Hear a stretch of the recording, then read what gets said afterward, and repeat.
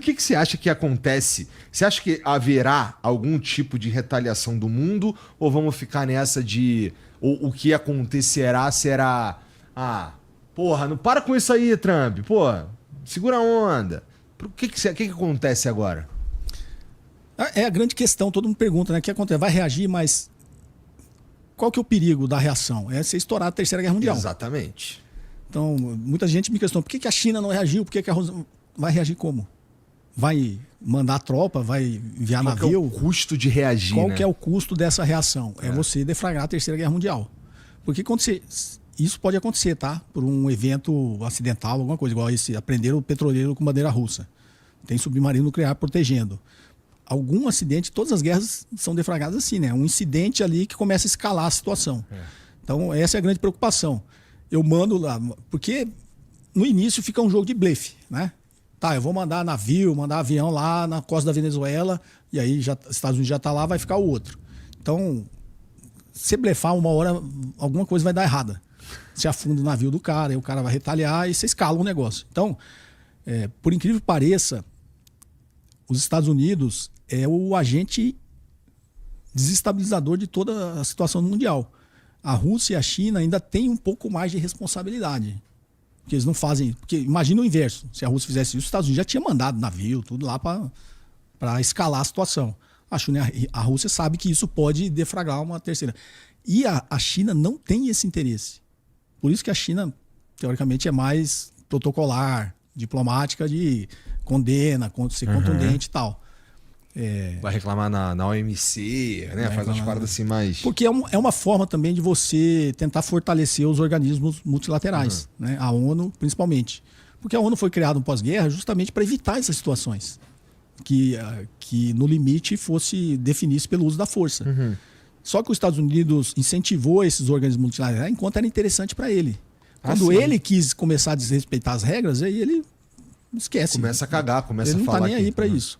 E para o resto do mundo é interessante que se você fortaleça os organismos multilaterais, como a ONU, a OMC, a Organização Mundial do Comércio, a Organização Mundial de Saúde, justamente porque são organismos que mantêm uma certa estabilidade no mundo, para que você não prevaleça a lei do mais forte, né?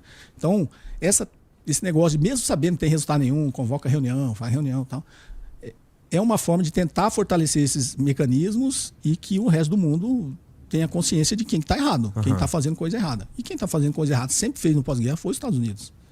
Os Estados Unidos, inclusive na Guerra Fria, né, a União Soviética, nas guerras que foram empreendidas, ela também se defendeu. Porque os Estados Unidos nunca permitiu que a autodeterminação dos povos definissem qual seria o regime de governo. Foi assim no Vietnã, né? Quando o Vietnã começou a ter uma ameaça de uma revolução comunista que tornasse o país comunista e empreendeu a guerra do Vietnã. A Coreia, a mesma coisa, empreendeu a guerra da Coreia. Então, todos os países que tentaram sair da órbita de influência do capitalismo americano, do sistema imperialista americano, os Estados Unidos foi lá e empreendeu uma guerra. E nessas guerras, do outro lado, a Rússia ajudou a financiar militarmente essas revoluções. Ele só não fez o da China, porque o da China foi em sequência da Segunda Guerra Mundial. Entendi. A Revolução Comunista na China foi em 48, 49, né? Então, assim, acabou-se a Segunda Guerra Mundial. Inclusive, antes de acabar, dezembro de 1940, para falar da situação de Taiwan, dezembro de 1943, o Chiang Kai-shek, que era do Partido Nacionalista Chinês, inclusive na Segunda Guerra, só dando um passo para trás, o Japão já tinha invadido a China, já tinha tomado Taiwan, já estava entrando na China pelo norte, ali pela Manchúria. O Japão imperialista estava invadindo. Aí deflagrou-se a Segunda Guerra Mundial e o Japão entrou na Segunda Guerra Mundial. Aí o Japão passou a ser o inimigo dos Estados Unidos. E aí, dentro da China, o Partido Nacionalista do Chiang Kai-shek e Mao Tse-tung, liderando a Revolução Comunista, que já estavam se enfrentando, eles decidiram se unir para expulsar o Japão da China. Eles se uniram, uma trégua aqui, vamos nos unir, vamos expulsar o Japão da China. Foi isso que aconteceu. Aí estourou a Segunda Guerra Mundial. O Japão passou a ser inimigo dos aliados, principalmente dos Estados Unidos. Aí os Estados Unidos começou a ajudar a China a expulsar o Japão, para tirar o Japão da China.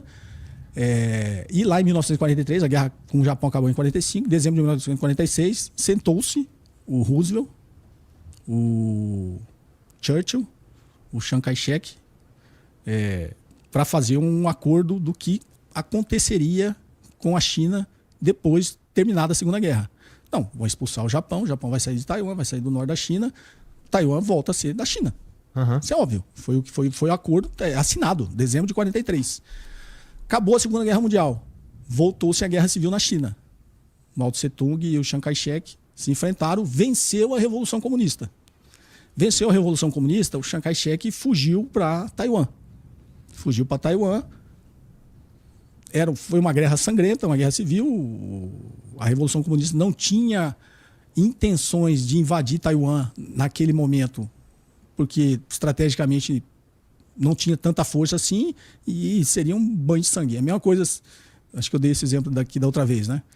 Bolsonaro tentou dar o golpe, digamos que não deu certo, mas teve um enfrentamento militar. Aí juntasse o Bolsonaro, a família dele, Fernando de Noronha, o Heleno, né, o Braga Neto, esses outros generais, o Pazuello, juntasse os soldados lá que estavam aliados, ele fugiu para Fernando de Noronha. E o Estado brasileiro falou assim, não, se eu invadir Fernando de Noronha, eu vou ter que matar a população de lá também, para pegar esses cabeças de bagre aí. Deixa lá, enquanto não der trabalho, fica ali, é autônomo, deixa. Foi o que aconteceu, o Chiang Kai-shek foi para Taiwan, foi o que aconteceu. Aí Taiwan se desenvolveu, aí acabou a Segunda Guerra Mundial, os Estados Unidos se aliou a Taiwan, tanto que não reconhecia Taiwan como a China até 1971. Em 1971 que o mundo ocidental, a ONU, passou a considerar que Taiwan é uma província da China. Então os próprios organismos multilaterais consideram que Taiwan é uma província da China. Se você entrar no site do FMI, está lá, Taiwan é uma província da China.